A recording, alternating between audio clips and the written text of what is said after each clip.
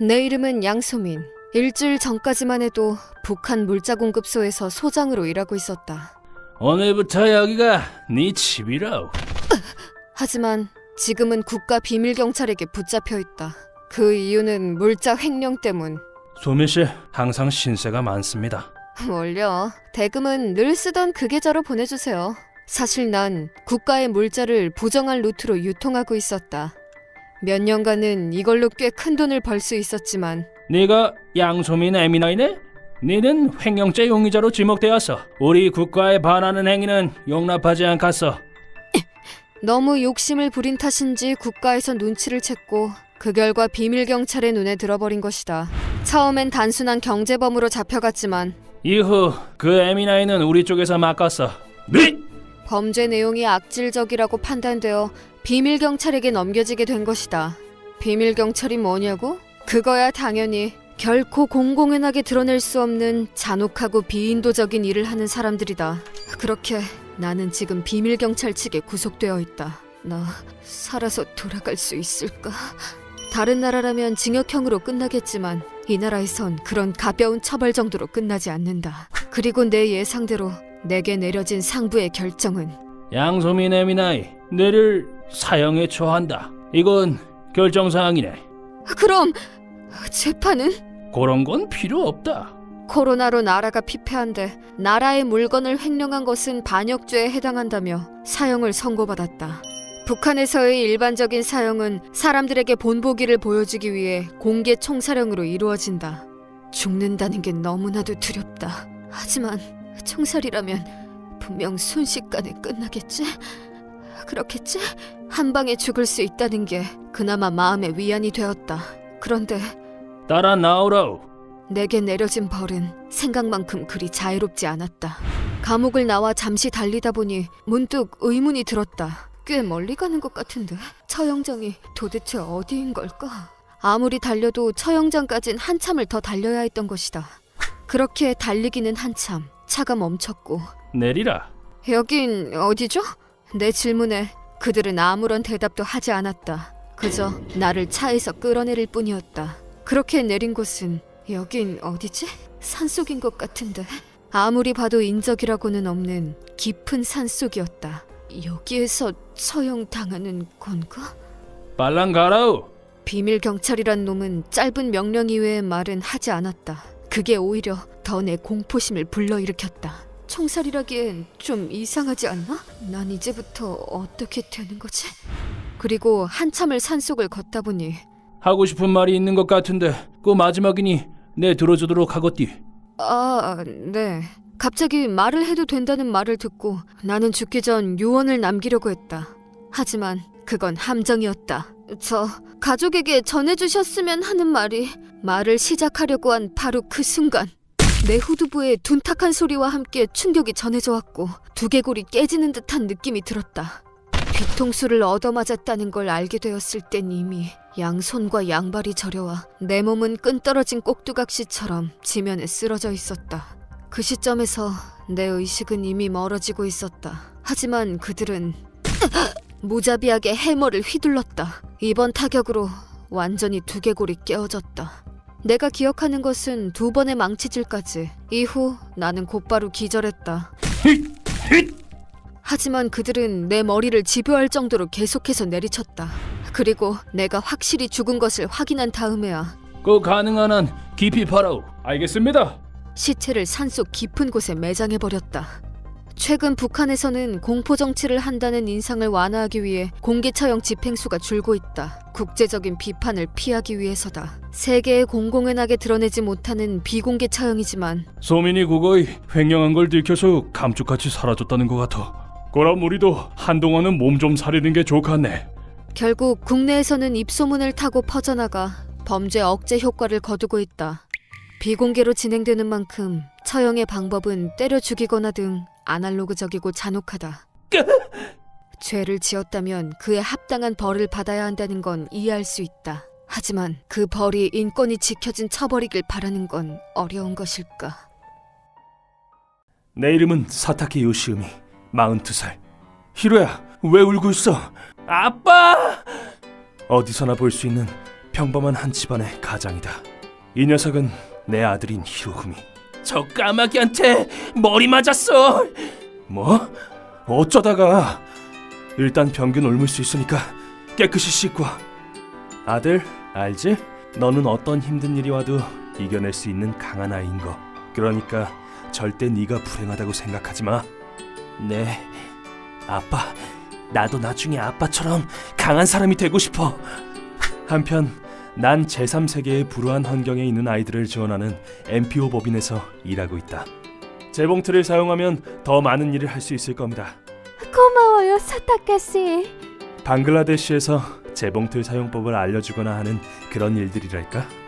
그리고 이번엔 안심하고 마실 수 있는 우물을 파기 위해서 아프리카의 우간다로 출장을 왔다. 우간다는 생각보다 생활 환경이 열악하네요. 맞습니다. 저 사람들도 지금 근처에 마실 물을 길어다 나르는 중이죠. 이 나라에서는 오염수 때문에 많은 사람들이 생명을 잃는다고 했다. 한 차례 작업을 마치고 식사를 할 곳을 찾던 중 여기는 이 지역에서 나는 재료로 만든 음식을 먹을 수 있는데 어떠세요? 그럼 여기서 먹고 갈까요? 어느 아프리카 요리점에 들어갔다. 아프리카 요리는 다양한 식문화가 공존하고 있어서 아프리카에서는 침팬지 고기도 먹습니다. 네? 침팬지 고기를요? 일본에서는 절대 먹어볼 수 없는 진귀한 재료들이 가득 있었다. 사타케 씨, 모처럼 아프리카에도 오셨는데 한번 경험해 보시는 것도 괜찮지 않나요? 뭐든 경험해봐서 나쁠 건 없죠. 로마에 가면 로마법을 따르라는 말이 있듯 현지의 식문화를 체험해야 현지 사람들을 이해할 수 있는 법. 하지만 조금 기다리자 믿기 힘든 비주얼의 요리가 나왔다. 음식 나왔습니다. 아니, 이건... 그래도 고기의 형태는 취하고 있을 거라고 생각했던 음식은 누가 봐도 침팬지라는 걸 알 수 있는 모습이었다. 같은 영장류, 같은 종족을 먹는다는 묘한 불쾌감이 있었지만 나는 마음을 다잡았다. 겉모습만 보고 음식에 손도 대지 않는다는 건 실례다. 역시 침팬지, 물어뜯는 것도 힘이 드네요. 그게 침팬지 고기의 매력이죠. 나는 묵묵히 침팬지 고기와의 싸움을 계속했고 정신을 차렸을 땐 그릇을 깨끗이 비운 후였다. 더는 못 먹겠다. 배불러. 곤충식 같은 것도 있었지만 어쨌든 힘든 싸움을 이겨낸 것이다. 그 후 나는 우간다에서의 일을 무사히 끝냈다. 물이다! 지하수를 찾아낸 것이다. 이 물이 우간다 사람들 중 한 사람의 생명이라도 구할 수 있기를. 그렇게 아프리카를 떠나 일본으로 돌아왔다. 그리고는 사랑하는 가족이 기다리는 집으로 돌아온 것이다. 아빠! 우리 아들 잘 지내고 있었어? 내가 출장 간 사이 히로우미가 떠돌이개한테 물린 것 말고는 다들 잘 지냈다고 했다. 하지만 귀국 후 이틀이 지났을 때 왠지 몸이 좀... 아빠 괜찮아? 갑자기 발열과 권태감, 두통 등의 다양한 증상이 나타나기 시작했다. 처음엔 감기라고 생각했지만 몸 상태는 급격하게 안 좋아졌고 검은 혈변이라니 이게 감기일 리가 없어. 도대체 무슨 병이지? 내가 타는 듯한 감각이 든 다음 나는 의식을 잃었다. 눈을 떴을 땐 난 이미 병원이었다. 여긴 어디지? 사타케 씨, 다행히 정신이 드셨네요. 방에는 방어복을 입은 사람들이 몇 명 서 있었다. 손가락 하나 까딱하기 힘들 정도로 몸이 무거웠지만 그 상태에서 바로 질의응답이 시작됐다. 사타케 씨, 최근 아프리카에 가신 적이 있습니까? 네, 며칠 전에 일로 잠시 다녀왔습니다. 내 대답을 들은 의사는 역시 그랬군요. 사타케 씨는 에볼라 출혈열일 가능성이 큽니다. 에볼라 출혈열이요? 병명을 들은 순간 등골이 서늘해졌다. 에볼라 출혈열이란 아프리카에서 유행하는 감염병으로 발견과 치료가 늦어지면 치사율이 50%에서 80%에 달할 정도로 세계적으로도 악명 높은 감염병이다. 박쥐 또는 원숭이와 접촉하거나 먹은 적이 있으신가요? 네. 침팬지 고기를 좀 먹었습니다. 그 대답을 들은 의사는 깊은 한숨을 쉬더니 조용히 고개를 가로저었다. 나는 곧바로 감염증 지정 의료기관으로 보내지게 되었고 또다시 검사를 받았다. 몸은 좀 어떠신가요? 구역질이 올라오고 온몸이 무거워요. 그리고 당연하게도 나는 양성이었다. 그 후부터는 지옥의 투병 생활이 시작되었다. 발열, 구토, 혈변 등의 증상이 급격하게 악화되었고 출혈성 발진까지 생겼다. 거기에 더해 각종 장기들에서 피가 흘러나왔다. 온몸이 타는 듯한 고통 속에서 나는 몇 번이나 정신을 잃었다. 보존요법 말고는 유효한 특효약 따위도 존재하지 않았다. 사다케 씨, 살 수 있으니까 절대 포기하시면 안 됩니다. 내 생명력이 이길지 에볼라 바이러스가 이길지의 싸움이었다. 에볼라 바이러스가 나를 지옥으로 떨어뜨리려 하는 것 같았다. 머리가 깨질 것 같아. 계속된 40도가 넘는 고열에 내가 타는 듯했다. 게다가 하루에 10번을 넘게 혈변해봤다. 그런 가혹한 투병 생활을 2주 정도 견뎠을 무렵 사타케 씨, 드디어 음성이 나왔습니다. 다행이다.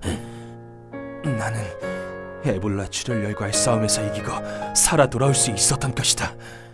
그리고 드디어 태어나는 날이 찾아왔다. 사타케 씨, 살아계셔서 정말 다행이에요. 그동안 정말 감사했습니다. 날 살리기 위해 감염될 위험에도 불구하고 최선을 다해 치료에 임해준 의료진 분들에겐 그저 감사하는 마음뿐이었다. 뭐 어쨌든 이런 일이 우리 집안에 종종 일어난다. 아빠! 다녀왔어. 히로미, 너 피부가 왜 그래? 우리 아들도 태어날 때부터 운이 따라주지 않는 것 같은데. 내 이름은 토비타 신지. 일본 사이타마현에 거주하며 전 세계의 유흥업소를 찾아다니는 독신 꽃중년이다. 너 지금 날 이상한 눈으로 봤지? 남자라면 누구나 관심 있을 본능을 감출 필요는 없다. 사람들은 나를 이렇게 부른다. 세계 유흥의 거장! 이번에 가는 곳은 아시아의 미녀 강국인 홍콩이다. 이게 100만 볼짜리 야경이구먼. 뿜어져 나오는 엔도르핀을 억누르면서 목적지를 향해 빠르게 발걸음을 옮겼다. 버스를 타고 수십 분을 달려 오늘의 목적지에 도착했다. 나쁘지 않은데? 뭐? 그냥 평범한 아파트라고? 부질없는 소리 하지 마라. 여기는 남자의 낙원이라고. 그래, 여기가 오늘의 목적지 홍콩 141이라고 불리는 업소다. 진짜 홍콩을 보러 가볼까? 사람들은 이곳을 핑퐁 맨션이라고 부른다. 핑퐁 맨션이란 포주집 형태의 유흥업소로 각 방에 아가씨들이 대기하고 있다. 어서 와. 손님이 배를 누르면 안에서 아가씨가 나타나는 어른의 깜짝 상자인 것이다. 참고로 홍콩에서는 이런 행위가 불법이 아니다. 오빠, 오늘 어때? 그래서 이런 사람들이 모여 이와 같은 꿈의 아파트가 만들어진 것이다.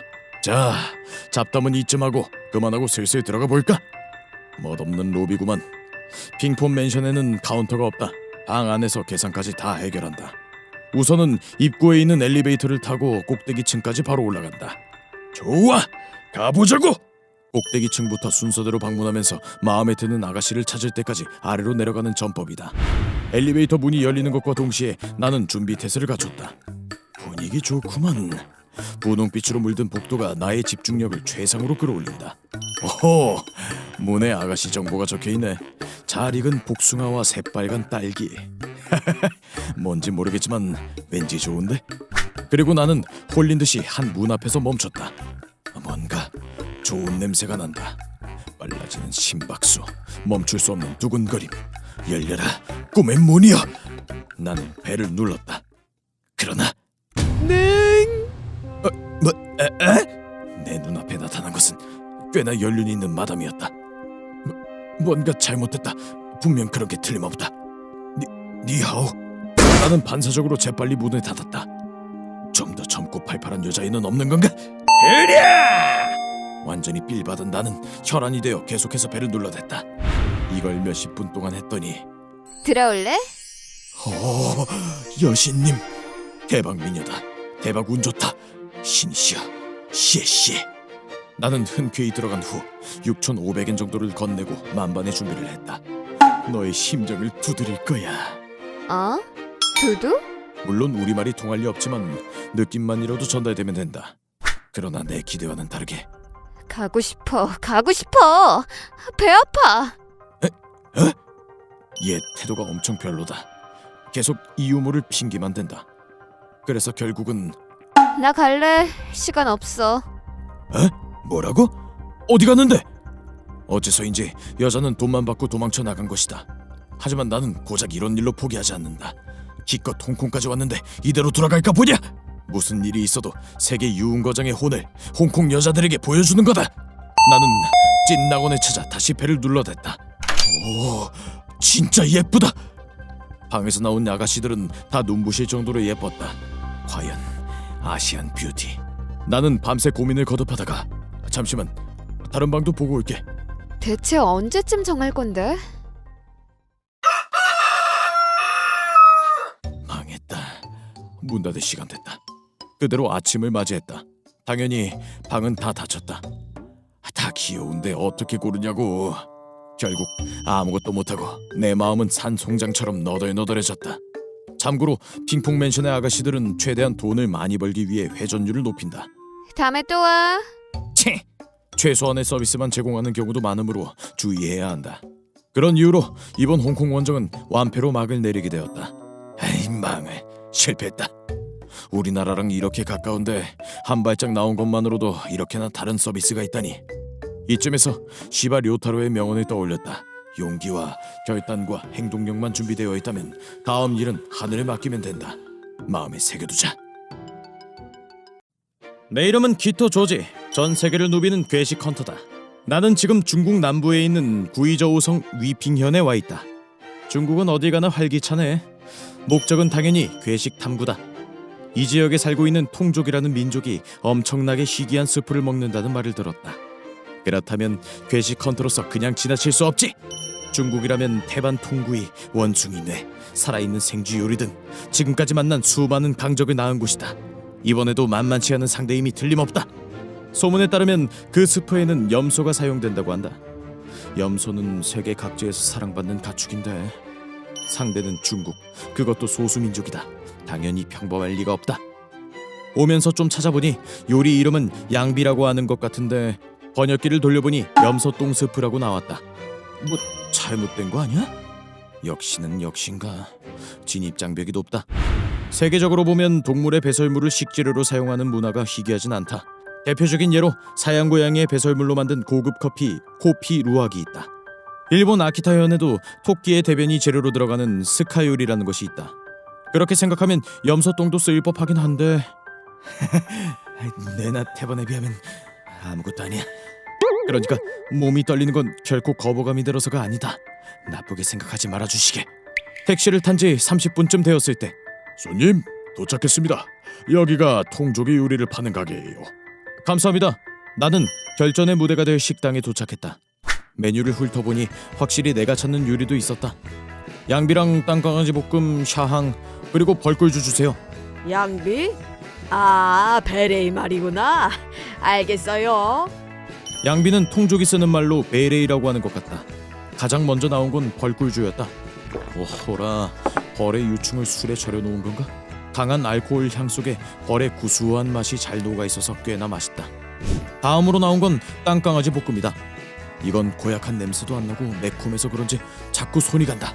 이건 흰밥이 생각나는 일품 요리다. 그리고 세 번째로 나온 건 여행 팜플렛에도 실려있던 통족의 향토 요리 샤항이다. 샤항은 개똥쑥이라는 국화과의 식물에 파와 말린 고기, 찹쌀당 콩 등을 섞어 무쇠 냄비에 찐 것이라고 한다. 고명의 청량한 맛이 강하게 느껴지는 볶음밥이었다. 찜요리라서 그런지 기름기도 별로 없고 얼마든지 먹을 수 있겠는데. 곁들여져 나온 고기도 딱 좋고 역시 팜플렛에 나올 만하다. 앞서 나온 세 가지 음식을 다 먹고 나니 다음으로는 메인 이벤트가 기다리고 있었다. 베레이 나왔습니다. 내 눈앞에 나타난 것은 시궁창 비주얼을 가진 정체 모를 액체였다. 예상했던 대로네. 피어오르는 김에서 비린내와 똥냄새 같은 게 났다. 아니, 이거 진짜 염소똥으로 만든 건가? 무의식적으로 뱉은 말에 점원은 하핫 하고 웃으며 말했다. 똥이라니 그럴 리가요. 여기에 들어가는 건 염소 위 내용물이에요. 그런가요? 똥이 되기 전에 무언가라는 건가? 솔직히 그게 그거 같은데. 결코 평범하지 않은 식재료지만 그렇다고 여기서 포기할 순 없지. 잘 먹겠습니다. 괴식 헌터에겐 먹어서 정복하는 일만 있을 뿐 호텔은 절대 있을 수 없는 일이다. 입안에 넣은 순간 퍼지는 비린내와 쓴맛, 그리고 고통스러운 누린내. 토할 것 같은 기분이 들었다. 이 쓴맛은 위액에서 나는 맛이다. 하지만 식재료를 낭비할 순 없다. 설령 그게 아무리 맛이 없다고 해도 말이다. 나는 있는 힘을 다해 쥐어짜는 정신력으로 염소 위액 스프를 다 먹었다. 아직 입안에 뭐가 남아있는지 모래 씹는 느낌이 나지만 힘겨웠던 이 싸움. 어쨌든 이 요리도 정복했다.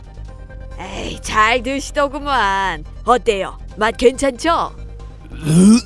차마 대답을 할 수 없었던 나는 조용히 엄지만 지켜세웠다.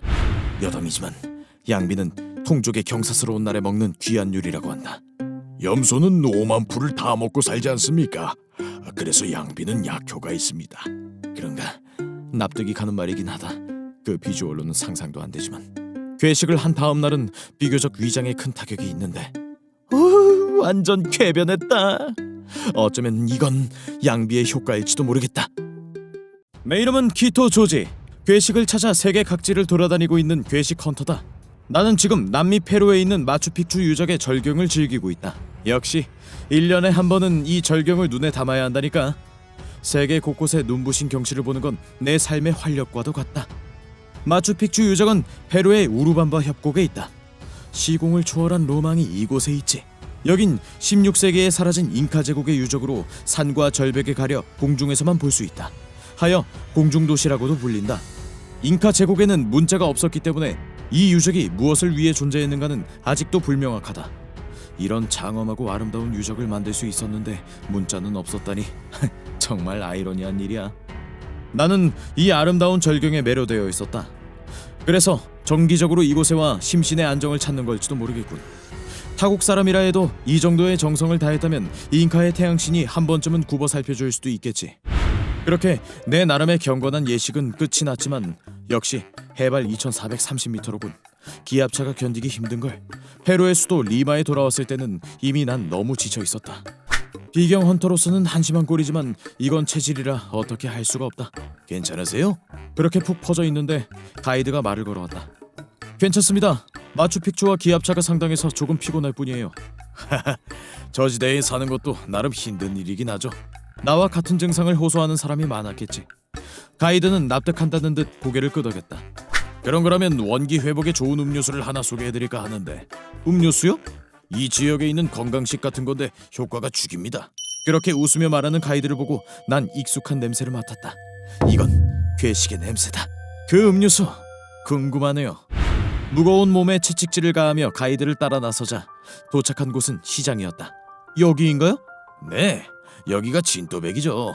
도대체 무슨 음료수인가 하고 가게를 둘러보니 과일 및 조미료 등과 함께 가게 앞에 진열되어 있던 것은 대량의 개구리였다. 뭐야, 개구리잖아? 일본 야타이에선 개구리 보기가 힘들죠. 여긴 신선한 개구리 주스 전문점입니다.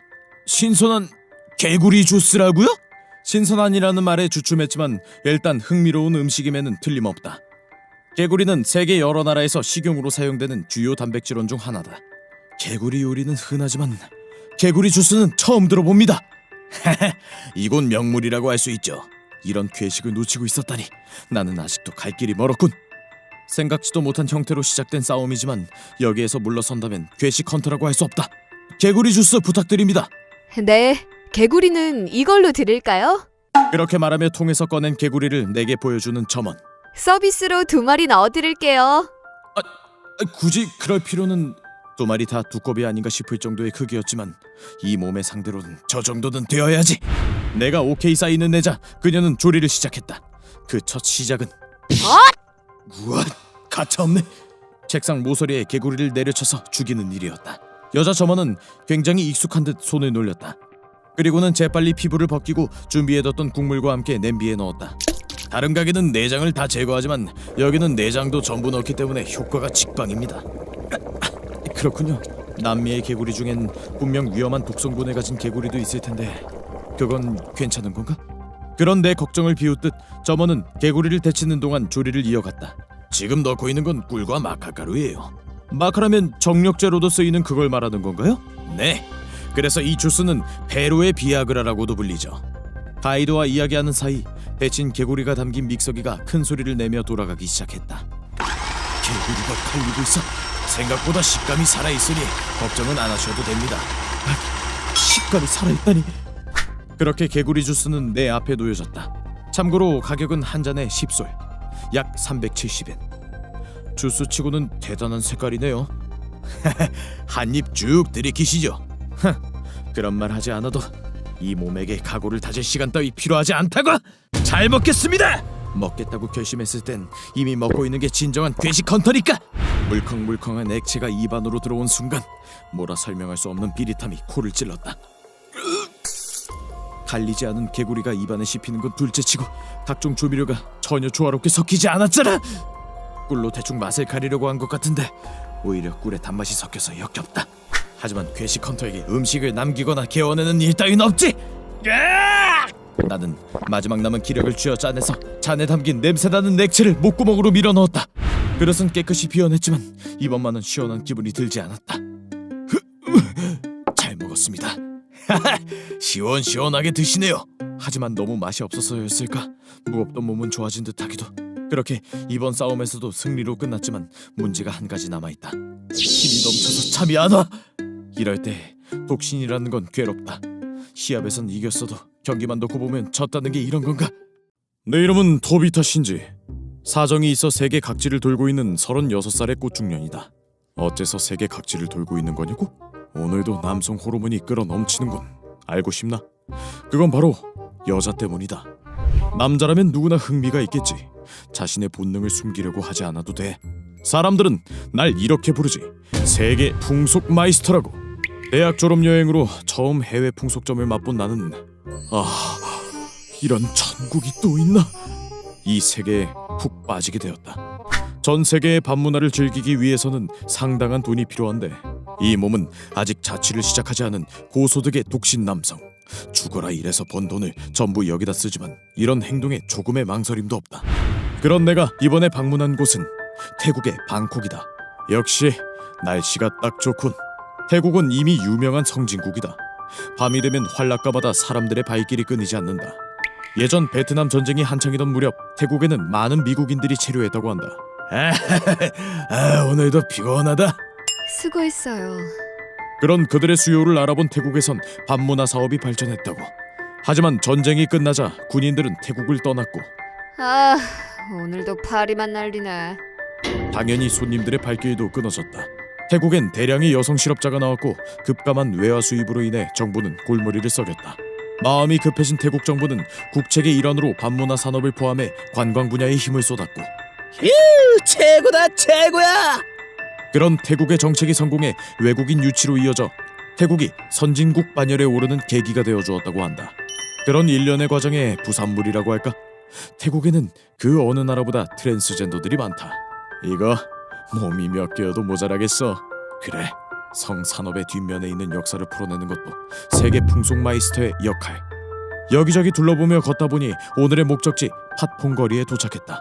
낮 시간은 휑하군. 하지만 낮 시간은 이곳의 본 모습이 아니다. 저녁이 되어야 이 거리의 본 모습을 볼 수 있다.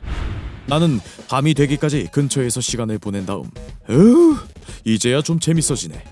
오후 7시쯤 팟퐁거리로 나왔다. 너무 늦게 오면 괜찮은 사람들은 이미 짝이 있어서 안 된다. 그래서 어디 오늘 내가 노리고 있는 곳은 고고바라고 불리는 가게다. Go go. 무대에서 춤추는 여성들을 보며 음식을 즐기다 돈을 지불하면 이제 원하는 사람과 함께 이곳을 나갈 수 있다. 자, 그럼 장소는 정해진 것 같으니 한번 어른의 세계로 들어가 볼까? 이번엔 좀 레벨이 높은데. 좌석에 앉자마자 나는 레이저를 발동시켰다. 그런 다음 웰컴 드링크를 홀짝이며 일단은 품평회에 들어갔다. 이 길을 걸어온 지 언 15년. 내 눈은 한치의 오차도 허용하지 않지. 눈앞에 펼쳐진 열정적으로 춤추는 여성들 때문에 내 몸은 자연스럽게 앞으로 쏠렸다. 그러자 갑자기 점원으로 보이는 아줌마 한 분이 말을 걸어왔다. 괜찮은 애 있어? 골라봐봐. 그리곤 그녀는 내게 여자들을 더 가까이서 볼 수 있게 해주겠다는 말을 했다. 지금 4명의 여자가 내 눈앞에 서 있다. 이거 뭐 왕이라도 된 기분이군. 밤이 긴데 즐겨야지. 빨리 골라. 아이 아줌마, 재촉하지 말라고. 왼쪽부터 온몸을 할 듯 시선을 옮기던 난 오른쪽 끝에 완전 내 타입 넘버 4! 호쾌하게 타입의 여성을 가리켰다. 그러자 그녀는 자연스럽게 익숙한 듯한 동작으로 내 옆에 밀착해왔다. 오빠, 어디서 왔어? 혹시 일본? 많은 일본인을 만나본 건지 그녀는 자연스러운 일본어로 말을 걸어왔다. 술도 들어가고 기분 좋게 취해가며 그녀와 즐거운 대화를 이어가는데 손님, 베이퍼 빨리. 이 점원 아줌마가 나와 그녀 사이에 피어오르는 핑크빛 분위기를 깨고 끼어들었다. 베이퍼란 일본에서 흔히 말하는 같이 나갈래요 같은 말이다. 가요. 가게 또는 여자에게 일정 금액을 지불하면 이 베이퍼가 허용되는 것 같았다. 뭐 이번에 고른 아가씨가 느낌이 좋으니 오케이, 베이퍼 가지. 고마워요 아줌마. 일본 돈으로 약 2만엔. 싸지는 않지만 이 돈을 지불할 가치가 있다. 조금 기다리자 그녀는 옷을 갈아입고 나왔다. 응? 생각보다 체격이 좋은... 아닌가? 기분 탓인가? 뭐 이런 세세한 부분은 어떻게 되든 상관없다. 우린 서둘러 호텔로 향했다. 가까운 호텔에 들어간 다음 드디어 그럼 즐겨볼까? 뭐가 그렇게 급해요? 자, 어디 마이스터의 커리어에 새로운 아가씨를 한번 추가해볼까?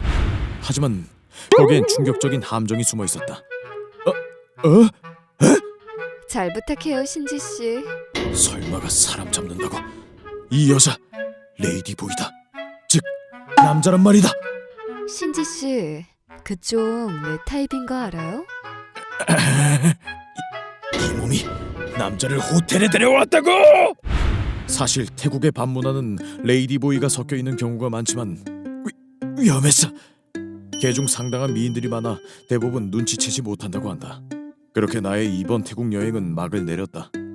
이 마음의 상처는 이곳 태국에 묻고 가야겠지. 이런 일로 코 빠져 있을 수는 없다.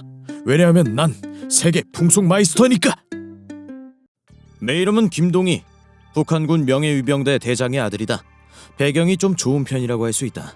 하지만 그렇다고 해서 내가 아버지 백만 믿고 나대는 도련님은 아니다. 어려서부터 노력에 노력을 거듭해 국내 명문대를 졸업한 다음 인류무역회사 취직에 성공했으니까. 무역회사에서 내가 관심을 가지게 된 건 골동품 비즈니스였다. 국내에 있는 골동품을 수출해서 수익을 얻는 것으로 상사의 동의를 얻어 철저하게 준비했다. 그런데 운 좋게 이게 대박을 쳤고 회사는 막대한 이익을 얻게 되었다. 동의군?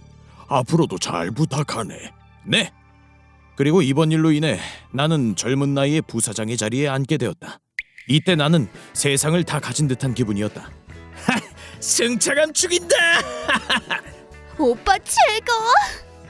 일반 서민들은 돈이 있어도 못 사는 차를, 그것도 고급 외제차를 5대나 구매해 기분에 따라 골라 탔다. 이 나라에서는 파격적인 수준의 부자가 된 것이다. 그런 내게 각지에서 사람들이 찾아왔는데 동희씨, 저랑 사업 하나 하시죠? 감사합니다. 너무 많아 그들의 이름조차 다 외우지 못할 정도였다. 물론 개인 생활 부분도 최고조를 달리고 있었다. 먹고 싶은 거 다 시켜. 나 지금 꿈만 같아요, 동희 씨. 솔직히 인기가 있다 정도의 말로는 부족한 꽃에 버리 꼬이는 수준이랄까? 그리고 각지의 고급 호텔엔 내 전용 VIP 룸이 있다. 언제 어디를 가도 쾌적하게 내 방에서 지낼 수 있도록 말이다. 게다가 나는 항상 1,000만 엔 이상의 현금을 가지고 다니고 있던 탓에. 동희 씨, 오늘 밤에 시간 있어요? 오늘은 회의가 있어서 다음에 보죠. 내 돈을 노리고 다가오는 사람도 셀 수 없이 많았다. 뭐 인간이란 원래 그런 족속들이니. 그리고 가끔 질이 안 좋은 사람들과 엮일 뻔하기도 해서 나는 보디가드도 8명씩 데리고 다녔다. 그것도 유도나 태권도 유단자들로 구성된 최강의 팀을 말이다. 그렇게 골동품 비즈니스를 성공시킨 나는 사치스러운 하루하루를 보내고 있었다. 하지만 어느 날 갑자기 상황이 급변했다. 1990년대까지 호황이었던 골동품 사업은 돈 냄새를 맡은 수많은 기업들의 시장 진출로 인해 주춤했고, 진짜 내 아이디어인데. 심지어는 가짜 골동품을 만들어 파는 사람들까지 나타나게 된 것이다. 해외에서 북한의 골동품에 대한 신뢰가 뚝 떨어진 것은 말할 것도 없었다. 사장님, 또 가짜가 왔는데요. 더는 이곳과 거래하긴 힘들겠네요. 게다가 북한은 가짜만 취급한다는 소문이 퍼져 내가 취급하는 골동품들도 전부 찬밥 신세가 되었다. 나는 어떻게 해야 할지 몰랐다. 그리고 사업세가 기울자 저 사람 요즘 좀 힘들다던데? 그렇겠지. 한순간에 인생 쫑났는데. 곧바로 주변의 시선이 차갑게 변해가는 게 느껴졌다. 사람이란 원래 그런 동물이다. 어쨌든 내 인생은 그렇게 저 밑바닥으로 끊임없이 추락하고 추락했다. 날 버리고 떠난 놈들 두고 보자. 하지만 힘들 때나 좋을 때나 난 나 자신의 힘으로 버텨왔다. 나는 지지 않는다. 절대 지지 않는다. 반드시 재기에 성공해 보이고 말 거다. 이번엔 회사에 기대지 말고 내가 직접 성공해 보이겠어. 나는 새로운 사업 아이디어를 죽기 살기로 생각해냈다. 그리고 내가 다음으로 생각해낸 것이 바로 포르노였다. 이거라고! 포르노 영화 사업. 다시 말해 AV 영상 제작 말이다. 북한의 첫 포르노 영화를 해외에 수출할 수만 있다면 무조건 성공할 거라고 확신했다. 인류 감독을 사고 해외에서도 먹힐 법한 미인을 주연으로 포르노 영화를 찍어 팔면, 물론 북한에선 위법 행위다. 그러니 누가 만든 건지 모르도록 기획부터 촬영, 판매까지 전부 조용히 진행해야 한다. 우선 나는 국내에서 다수의 인기 작품을 찍은 영화 감독인 박혁 감독에게 연락했다. 감독님, 돈은 최대한 맞춰드릴 테니 촬영 한번 하시죠. 허허, 이거 이야기를 좀 더 자세히 듣고 싶은데. 박 감독을 설득해 그의 승낙을 얻어낸 나는 승리를 확신했다. 그런 다음 나는 국내 인기 여배우인 팽미양을 주연 후보로 점찍었다. 북한에선 이미 잘 나가고 있고 이 비주얼이면 일본에서도 먹힐 것 같은데. 먹히고 말고 그럼 주연은 팽미양으로 합시다. 그렇다고는 해도 이미 유명세를 얻은 여배우를 설득하는 건 그리 간단하지는 않았다. 괜찮아. 돈은 얼마든지 줄 수 있으니까. 아, 그럼 좋아요. 하지만 어찌저찌 설득하는 데는 성공했다. 역시 돈이면 안 되는 게 없다고. 그렇게 우리들은 팽미양을 몰래 불러서는 비밀스럽게 촬영을 진행했다. 나 오늘 집에 가기 싫어. 나도 마침 같은 생각 중이었는데. 팽미양은 만족스러운 페이를 받았는지 열심으로 촬영에 임해줬다. 촬영은 순조롭게 진행됐다. 매 씬마다 일정 퀄리티를 고집하며 그렇게 찍었다. 오케이, 컷! 역시 박혁. 이건 최고의 작품이 될 게 분명하다. 팽미양의 연기도 훌륭하다. 촬영은 무사히 끝났고 나는 테이프를 대량 생산하기 시작했다. 전 세계에서 사겠다고 난리가 나겠지. 돈 벌기 쉽군. 그렇게 나는 정부의 눈을 피해 북한 포르노 영상을 해외에 판매했다. 역시나 비디오는 날개도 친 듯 팔려나갔고 나는 또다시 돈방석에 앉게 될 거라 그리 생각했다. 이건 뭐야? 이거 정부에 보고해야겠는데? 하지만 외국에 파견된 공작원들에게 내 영상이 발각되고 만 것이다. 일본에 있어서는 안 되는 물건이. 분명 북한에서 제작했다는 표기는 어디에도 없었을 텐데 도대체 어떻게 북한에서 제작했다는 걸 알게 된 걸까? 알고 보니 영상 속 행거에 걸려있는 옷이 나오는데 그 옷 옆에 총석에 배지가 달려있는 것을 보고 북한에서 촬영한 것이라는 걸 알게 됐다고 했다. 이 이야기를 들은 총석이는 불같이 화를 냈다. 무슨 일이 있어도 반드시 범인놈 잡아와! 경찰서가 조사에 착수한 결과 그들의 물망에 오른 것은 다름 아닌 나와 박혁이었다. 한국 영화나 영상물, 편집물, 도서, 음악, 사진 등의 콘텐츠를 유입해 유포한 사람은 무기징역형 또는 사형과 같은 최고형에 처해지게 된다. 참고로 이 사실을 알면서도 곧바로 보고하지 않으면 그 사람도 처벌의 대상이 된다. 위반자에게 노동 단련형을 과해 밀고 하도록 압력을 행사하기 위해 정한 일이었다. 그때쯤 아무것도 모르는 나와 박혁은 승리의 기쁨에 취해 있었다. 이번 프로젝트는 성공적이었어. 박 감독, 당신 같은 명감독도 없을 거야. 하이, 정말 고마워. 라며 웃고 떠들던 그때 갑자기 보안원이 난입해 오더니 우리를 둘러쌌다. 드디어 찾았군, 김동희! 뭐 하는 거야? 이거 안 놔? 말은 하늘의 날벼락이었다. 통안의 실수였다. 설마 하니 총석이의 배지가 카메라에 담겼을 거라고는 생각도 하지 못했다. 나는 아무 상관없어. 나는 죽기 싫다고. 진작 당했다. 안 돼! 우린 그렇게 체포되고 말았다. 그리고는 순식간에 사형 판결이 내려졌다. 그것도 공개 처형이라고 했다. 해외 콘텐츠를 유포하기만 해도 사형인데 우린 유사품을 만들고 있었으니 시간은 흘러 2001년 4월 그날이 다가왔다. 나와! 처형장으로 이동하자 처형을 보기 위해 모인 사람들이 둥글게 원을 그리며 서 있었다. 그리고 도착하고 보니 이미 박혁은 허리춤을 묶인 채로 울고 있었다. 너희들은 유명 여배우를 기용해 포르노 영화를 찍은 것은 물론 해외에 판매한 죄를 물어 사형에 처한다. 차가운 목소리가 우리의 죄목을 읊은 다음 사형을 명했다. 박혁과 나에 대한 처형 방법은 달랐다. 김동희, 교수형, 박혁은 총사령에 처한다. 나는 교수형에 처해지게 되었다. 방법과 상관없이 죽는 건 똑같지만 아무리 살려달라 소리쳐도 먹히지 않았고 관중들이 지켜보는 가운데 박혁에게 총구가 향했다. 안돼! 살려줘! 저 사람들 중에는 박혁의 가족도 있다. 그렇다. 공개 처형의 가족을 부른 다음 그들이 보는 앞에서 처형을 집행하는 것이다. 그의 가족들은 그저 굳은 채로 떨고 있었다. 정말이지 비참한 최후다. 그리고 박혁은 순식간에 숨을 거뒀다. 주연 배우였던 팽미양은 예능 관계자들이 보는 가운데 매우 잔인한 방법으로 처형당했다고 했다. 살려주세요. 그도 그렇겠지. 팽미양은 총석의 연인이었으니까. 그리고 내 차례가 돌아왔다. 죄목은 포르노 촬영 의뢰 제작이었다. 살려주세요, 제발! 시끄럽다! 나는 본능적으로 저항하며 도망치려 했다.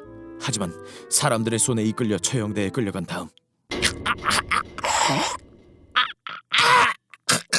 나는 교수형을 당해 그렇게 눈을 감았다. 내 이름은 치야마 요시오. 젠장, 어쩌다 이렇게 된 거야? 아랫도리의 자유를 빼앗긴 가련한 남자다. 내가 이렇게 된 데에는 물론 이유가 있다. 내가 당신 바람 피는 거 모를 줄 알았어? 여보, 그게 무슨 말이야? 몇 주 전 나는 아내 미카에게 하룻밤의 불장난을 들키고 말았다. 일단 아닌 척 잡아떼려고 했지만 시치미 뗄 생각하지 마. 여기 증거 사진도 있으니까. 뭐? 그걸 어떻게? 상대 여성의 어깨를 감싼 채로 연애질하며 걷고 있는 사진을 들이대는 바람에 그것도 다 물거품이 됐다. 여기서 되려 정색하고 남자가 바람 좀 필 수 있지? 라고 한 소리 할 수 있으면 좋겠지만 미안해 여보. 정말 실수했어. 실수. 뭐? 실수?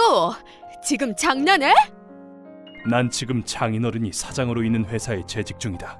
그러니 만약 이혼이라도 하게 되는 날엔 실력 좋은 변호사한테 위자료까지 탈탈 털리고 거리에 나앉을 게 분명하다. 그래서 일단 어떻게든 이혼만은 면하자는 심정으로 사죄에 사죄를 거듭했지만 미안해 여보. 하라는 것 뭐든지 할게. 그러니까 제발 이혼만은. 뭐든 한다고? 좋아. 그럼 마지막으로 기회를 줄게. 용서의 대가는 내 예상 밖의 것이었다. 아내가 꺼내든 것은 금속 재질의 이상한 모양을 한 물건이었는데 뭐야? 그 팬티같이 생긴 철덩어리는. 강철 정조대야. 그것도 최신 기술이 적용된. 너무나도 상식 밖의 이야기를 들은 탓에 순간적으로 무슨 말을 하는 건지 이해가 되지 않았다. 뭐? 정조대? 응? 이걸 하고 있으면 버릇 나쁜 당신 아랫도리도 얌전해지겠지. 잠깐! 이건 아니잖아 여보. 당신 도대체 무슨 말을 하는 거야? 이런 걸 하고 있으라니. 그건 무슨 일이 있어도 피하고 싶었지만 하기 싫으면 말해. 그냥 이혼하면 그만이니까. 이런 말을 하는데 나한테 거절이란 선택지가 있을 리가 없었다. 결국 그렇게 비극적인 정조대 생활은 시작되었는데 이게 참 비참한 게 이거 정말 괜찮은 거야? 너무 툭 튀어나와 있는 것 같은데. 하반신의 자유와 권리를 빼앗겠다는 사실 자체가 너무 굴욕적이라는 거다. 게다가 소변 볼 때는 물론 불편한 게 한둘이 아닌데 그 중에서도 저 여자 가슴골이 훤히 보이는 게 섹시하잖아. 아이가! 이게 가장 문제다. 바로 내 아랫도리를 정조대가 꽉 누르고 있는 탓에. 뭐야? 저 사람 왜 저래? 변태 같아. 조금이라도 흥분하면 그곳에 엄청난 고통이 느껴진다는 거다. 똘똘아, 제발 진정 좀 해라. 이러다 터지겠다. 아랫도리로 피가 몰리면 몰릴수록 고통이 더해지는 괴로움이란. 나는 아직 혈기왕성한 30대 초반의 남자다. 성욕을 주체하기 힘들다고. 그런데 이런 철덩어리를 차고 있어서야 자기 위로도 마음대로 못하니 이 가혹한 처사에 한마디라도 불평의 소리를 쏟아내고 싶은 심정이지만. 당신 뭐 나한테 하고 싶은 말이라도 있어? 아니, 그럴 리가. 원인 제공자로서 아내가 무서워. 그건 꿈도 못 꾼다. 그렇게 참고 또 참길 2달. 이 정도면 충분히 반성할 시간은 준 것 같은데 당신 2번 다시 바보 같은 짓 하지 않을 거라고 믿어도 되는 거지? 그럼 나 믿어줘. 하늘의 맹세코. 그런 짓 안 할게. 다행히 내 그곳은 길고 긴 금욕 생활을 정리하고 속세로 돌아갈 수 있게 됐다. 하지만 이 최신식 정조대는 아내의 스마트폰으로만 잠금 해제가 가능했고. 어라? 이상하네. 라는 불길한 소리와 함께 상황은 예상치 못한 방향으로 흘러갔다. 바로 아무리 기다려도 정조대의 잠금이 해제되지 않았던 것이다. 뭔가 잘못됐다고 느낀 그 순간 이게 뭐지? 아내가 자신의 핸드폰을 보더니 깜짝 놀라며 말했다. 무슨 일인가 싶어 은근슬쩍 아내의 핸드폰을 훔쳐보니 아내의 핸드폰엔 이런 협박성 메일이 띄워져 있었다. 남편의 남성성을 되찾고 싶거든 70만 엔을 준비하도록. 이게 뭐야? 이야기를 들어보니 원격 제어가 가능한 정조대의 접근 권한을 해킹당했다는 것 같았다. 그럼 계속 이대로 있어야 하는 거야? 아마? 저쪽에서 비밀번호에 손을 댄 것 같아. 안 돼! 그렇게 내 아랫도리는 출소 당일 무기징역에 처해지게 된 것이다. 하지만 이미 벌어진 일을 언제까지도 물고 늘어질 수는 없는 법. 중요한 건 어떻게 해결할 것인가다. 70만 엔 별거 아니잖아. 이미 지불한 거 맞지? 그렇지 여보? 아니, 누구 좋으라고 70만 엔을 줘? 여보? 아무리 그래도 나 당신 남편인데요? 결국 우린 제조업체에 전화해보기로 했다. 그쪽 제품 사용 중에 해킹당했다니까요. 이거 어떡할 거예요? 역시 드센 우리 마누라. 하지만 해외 수입품이라 업체가 대응하기까지는 시간이 걸린다고 했다. 이렇게 된 이상 어쩔 수 없지. 이 방법까진 안 쓰려고 했는데. 그렇게 말하며 내키지 않는 표정으로 방을 나가는 아내. 이제야 돈을 지불할 마음이 생긴 건가 하며 좋아하고 있는데 아내가 들고 온 것은 금속 절단기였다. 여보, 그걸로 뭘 어쩌려고? 당연한 거 아니야? 이제 더는 필요 없어졌으니까 잘라버리려는 거지. 여보? 자르겠다는 게 정조돼야 나야? 여보, 진짜 조심해야 하는 거 알지? 이 정도면 되려나? 아님 조금 더 깊이 잘라야 하나? 잠깐 살 찝혔어. 살피 찝혔다니까. 정조대를 절단할 때는 정말이지 죽는 줄 알았다. 하지만 옥신각신하긴 했어도 다행히 내 아랫도리는 무사히 구출할 수 있었고 내가 또 바람피면 진짜 사람이 아니다. 알면 됐네. 참고로 협박 메일을 보내왔던 해커는 허무하게도 몇 주 뒤 체포됐다고 한다. 내 이름은 아레스. 엄마, 조금 전 소중한 사람을 잃은 남자다. 어머니의 모습이 이상해지기 시작한 것은 겨우 며칠 전. 아레스, 엄마 먼저 가마. 그런 말 마세요. 제가 꼭 고쳐드릴게요. 원인 불명의 고열과 함께 갑작스레 온몸에 검은 반점이 나타나기 시작한 것이다. 그날 이후 어머니는 갈수록 병세가 악화되었고 엄마! 겨우 이틀 만에 온몸이 검게 변해 돌아가시고 말았다. 이건 어머니에게만 일어난 일은 아니었다. 뭐야, 이 증상은? 많은 마을 사람들이 검게 변하는 의문의 증상으로 목숨을 잃은 것이다. 이런 병이 있다는 건 들어본 적도 없었다. 이건 음모야. 국왕의 음모가 분명해. 그래, 그런 거였어. 전부터 이상하다고 생각하긴 했는데 지금 그놈이 왕이 되고 나서부터 이상한 병이 돌기 시작한 걸 보면 근거 따위 없었다. 하지만 틀림없다. 그 녀석은 악마의 존재가 분명하다. 엄마, 제가 원수를 갚아드릴게요. 그래서 나는 이 나라의 왕 에드워드 3세를 암살하기로 결심했다. 하지만 나 같은 별 볼 일 없는 일반 서민은 국왕 앞에서 무력하다. 그러니 뜻을 함께할 사람들이 필요하다. 부탁할게. 할 얘기가 있으니까 오늘 밤 우리 집으로 와줘. 뭐? 하루 종일 온 마을을 돌아다니며 친구들에게 내 이야기를 들어달라 부탁했다. 그리고 그날 밤 나의 필사적인 호소에 4명의 친구들이 나를 찾아와 주었다. 다들 알겠어? 지금 돌고 있는 의문의 병은 국왕의 음모가 분명해. 그러니 한시라도 빨리 국왕을 막지 않으면 모든 국민이 죽고 말 거야. 왕이 그런 짓을 할 리가 없잖아. 토비, 정신 차려. 너도 온몸이 검게 변해서 죽고 싶기라도 한 거야? 그건 싫지만. 다음 주 국왕 연설 있는 거 알지? 그때 그 녀석을 지옥 저 밑으로 떨궈버리는 거야. 그런 게 가능할 리가 없잖아. 자세한 작전은 내일 다시 모이면 설명해 주도록 할게. 하지만 다음날 갑작스레 누군가 우리 집 문을 열고 들어왔다. 이 극악무도한 자식! 무슨 일을 꾸미고 있는 거야? 어떻게? 문을 열고 들어온 건 마치 귀신의 형상을 한 국왕의 가신들이었다. 이 녀석이 오늘 아침에 신고를 하더군. 역시 이런 건 안 돼, 아레스. 이러면 안 된다고. 토비, 너! 나는 그대로 밧줄에 묶여 끌려가게 되었다. 이 녀석, 감히 그런 가당치도 않은 일을 꾸며? 국왕 전하에게 반역하는 건 대역죄라는 거 알고 있겠지? 바보들아! 국왕은 악마의 종자라고! 헛소리하지 마! 대역죄란 국왕에 대한 배신 행위를 한 자에게 묻는 죄를 말한다. 너 편히 죽을 생각은 하지 않는 게 좋을 거야. 이 죄는 이 나라 법상 가장 중한 벌이다. 하지만 나는 이미 죽을 각오를 했다. 그리고 조금 전 네 형이 확정됐다. 목을 매달아 내장을 파낸 뒤 사지를 절단하는 형벌이다. 그게 뭐... 네? 잘 모르겠지만 길고 긴 형벌의 이름이 너무 가혹해서 듣는 순간부터 온몸의 떨림이 멈추지 않았다. 며칠 뒤 눈 깜짝할 새에 처형날이 다가왔다. 도망치지 못하게 제대로 묶어. 제발 용서해 주세요. 제발. 나는 나무로 만든 틀에 묶인 채 처형장으로 옮겨졌다. 그리고 처형장에 도착하자마자 물 흐르듯 내 목에 밧줄이 감겨왔고 처형을 시작한다. 우선은 교수형부터였다. 지옥의 문이 이윽고 열리고 만 것이다. 다음 순간 나무 틀에 목이 메어진 나는 순간적으로 눈앞이 새까맣게 변했다.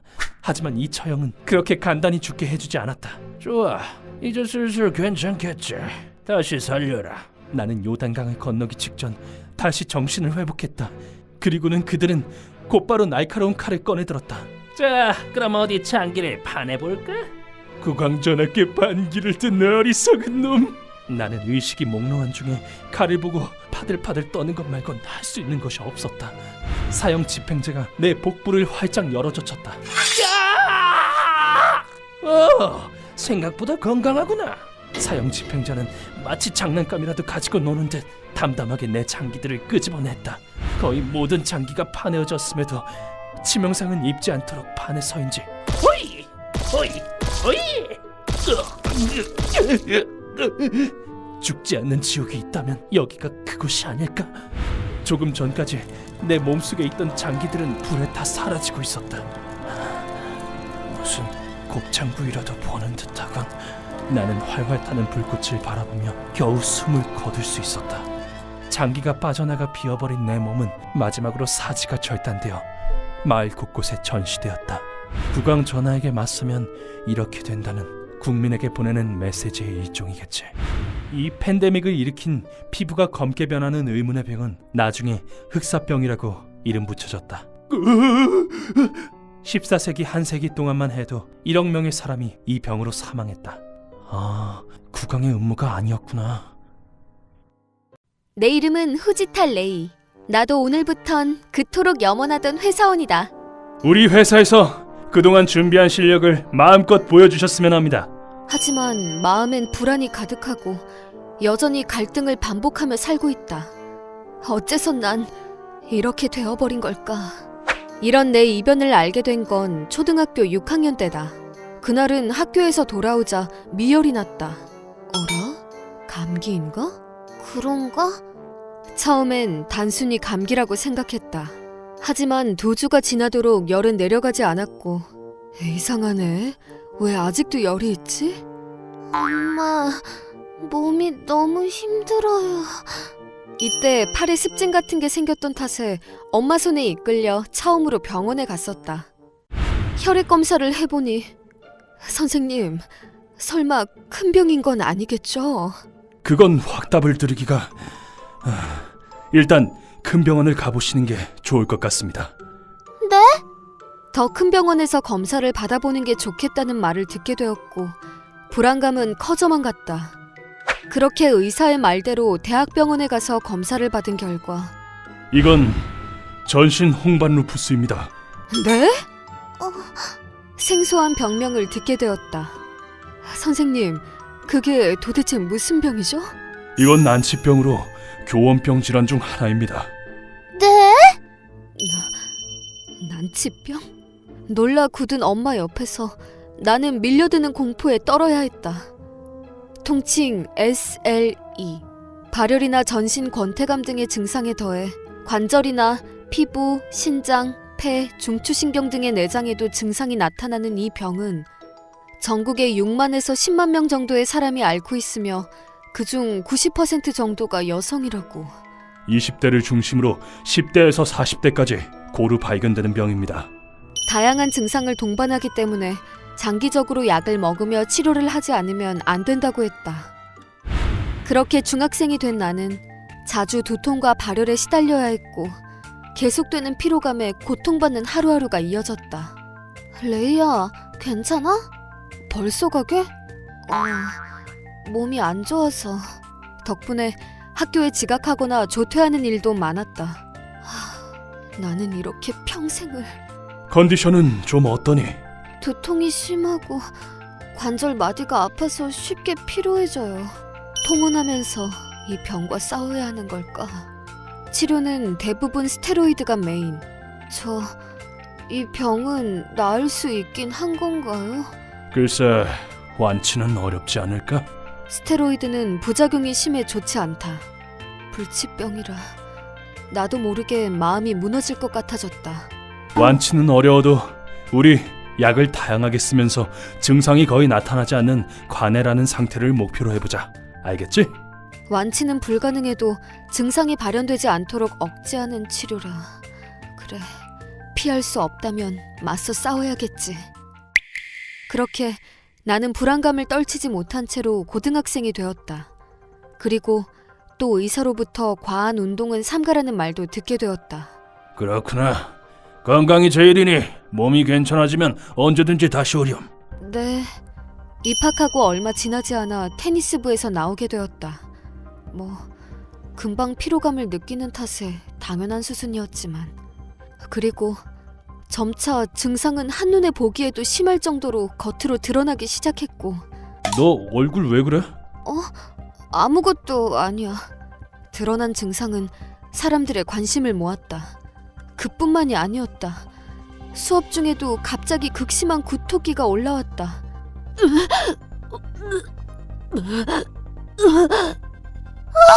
뭐야?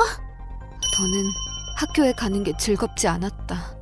볼에는 발진, 손에는 습진, 그리고 발열과 관절통, 피로감과 갑작스러운 설사와 구토. 조퇴와 지각, 통원과 입퇴원을 반복하며 힘들게 고등학교 3년을 보냈다. 그럼에도 고등학교 졸업 후 나는 염원하던 대로 회사에 취직했고 그곳에서 일을 할 수 있었다. 하지만 오늘 조퇴해도 될까요? 또? 조퇴가 잦네? 네, 죄송합니다. 몸 상태가 좋지 않아 수시로 병원에 가야 했다. 그렇게 어찌저찌 병원에 다니며 회사 생활을 병행했지만 또 조퇴하게? 어쩔 수 없지. 다녀와. 결국 입사 4개월 만에 입원을 하게 되었다. 하루라도 빨리 회사에 복귀해야 하는데 나는 초조해졌다. 이렇게 사회인이 되었는데도 내 몸 상태는 나아지지 않은 상태였다. 엄마, 나 살 수 있긴 한 걸까? 얘는 무슨 말을 하는 거니?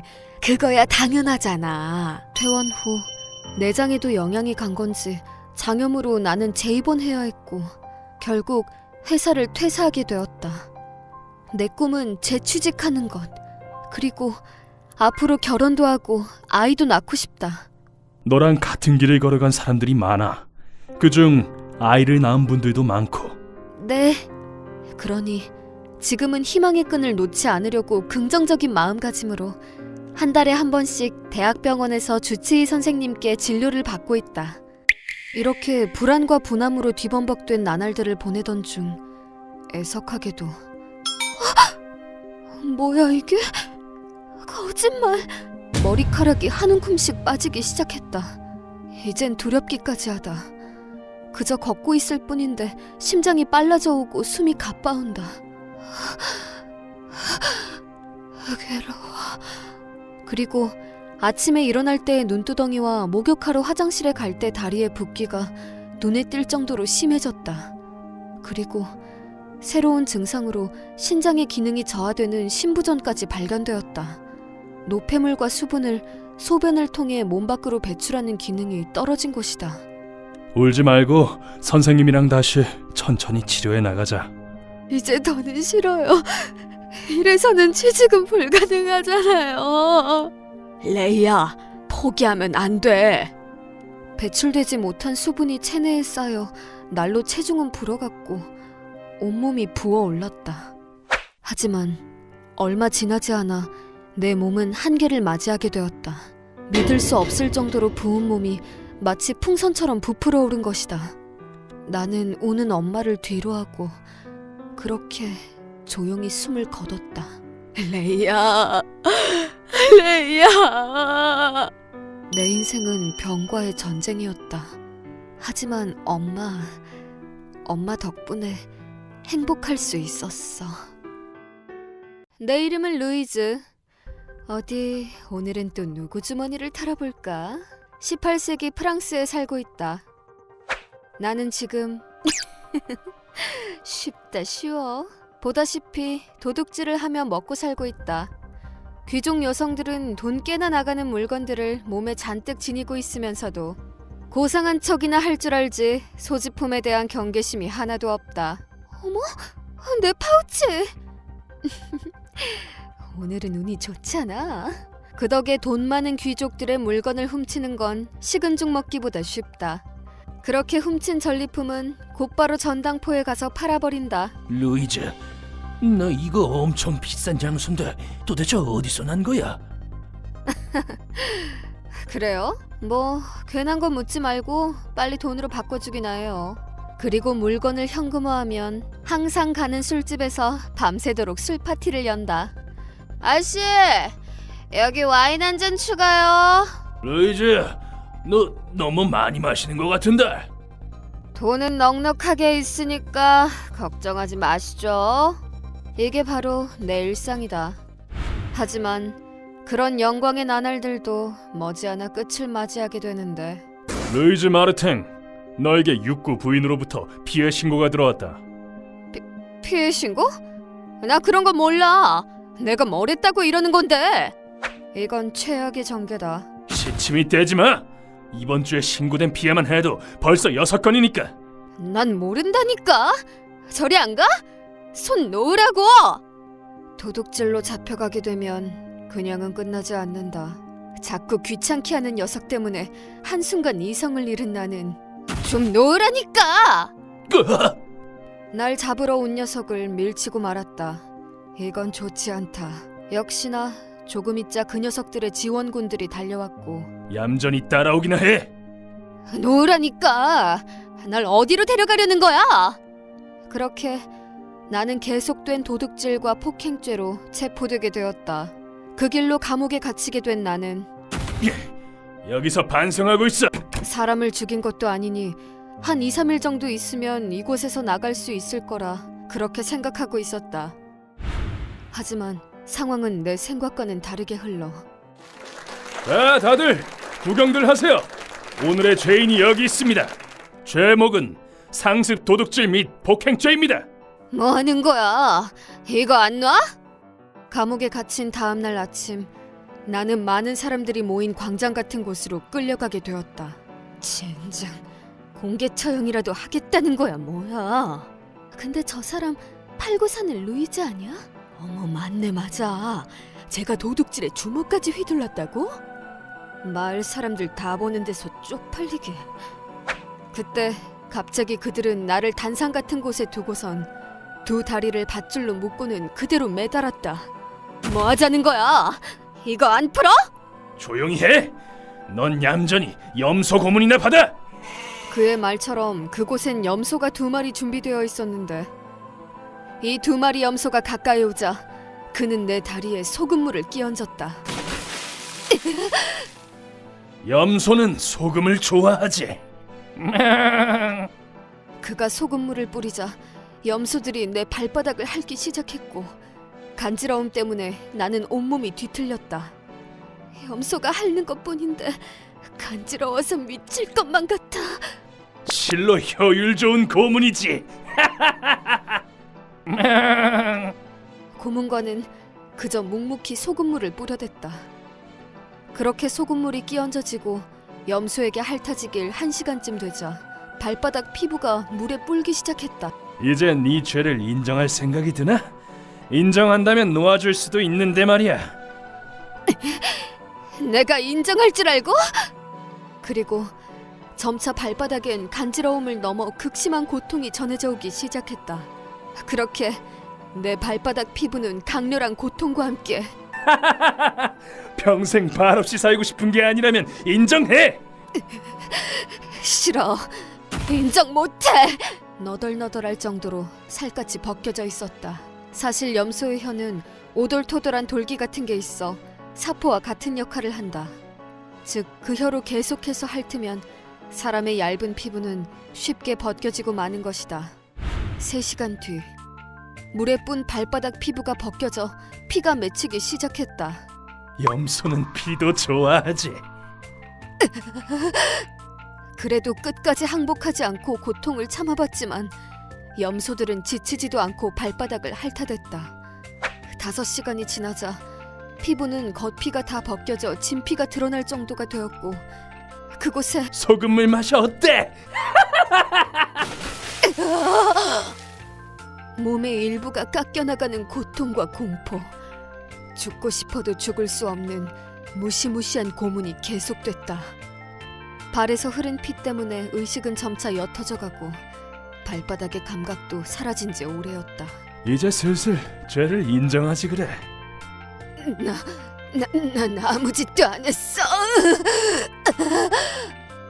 영원히 끝나지 않을 것 같이 계속되는 고문이 주는 공포에 머릿속이 새하얘졌다. 그리고 끝내 참지 못하고 절규하는 내 목소리에 반응한 건지 염소들이 내 발바닥을 있는 힘껏 물어뜯었다. 염소의 이빨은 속살을 드러낸 부드러운 피부를 뚫고 뼈까지 닿았고 나는 극심한 고통에 의식을 잃고 말았다. 그리고 나는 마지막까지 죄를 인정하지 않았다는 이유로 최악의 상황을 맞이하게 된다. 어리석긴. 이 고문이 끝나면 돼지 먹이로 던져주지. 나는 그대로 의식을 회복하지 못하고 죽고 만 것이다. 휴먼버그 대학교에서는 인간이 버그를 일으켜버린 순간의 사건들을 여러분들에게 소개하고 있습니다. 예전 영상들도 꼭 한번 보시기.